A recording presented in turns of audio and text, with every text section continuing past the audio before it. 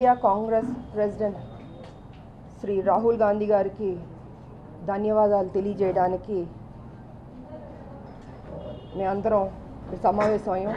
ఎందుకంటే campaign committee చైర్పర్సన్గా నేను, కో చైర్పర్సన్గా డి అరుణ్ గారు, మా మెంబర్స్ అందరం రాహుల్ గాంధీ గారికి ధన్యవాదాలు తెలియజేసుకుంటున్నాం.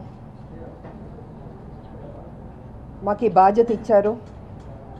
రాబోయే పార్లమెంట్లో అత్యధిక సీట్లు సాధించడానికి, గెలవడానికి మేమందరం టీంవర్క్గా మా సాయశక్తుల కృషి చేస్తామని ఈ సందర్భంగా మీ అందరికీ మేము తెలియజేసుకుంటున్నాం.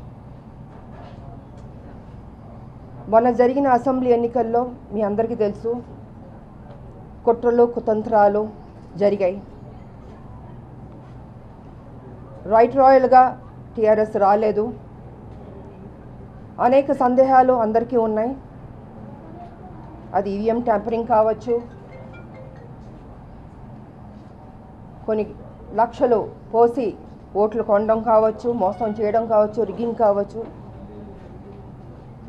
ఇలాగా చేసి అధికారంలోకి రావడం జరిగింది టీఆర్ఎస్.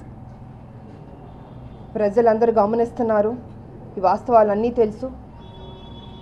ఈ పార్లమెంట్ ఎన్నికల్లో తప్పకుండా కాంగ్రెస్ విజయం సాధిస్తుందని మేము నమ్ముతున్నాం. ఎందుకంటే ఇది మోడీ గారికి, రాహుల్ గారికి జరిగే యుద్ధం.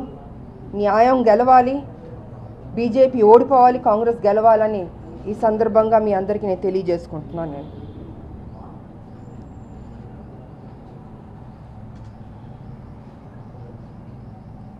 నేను మాట్లాడి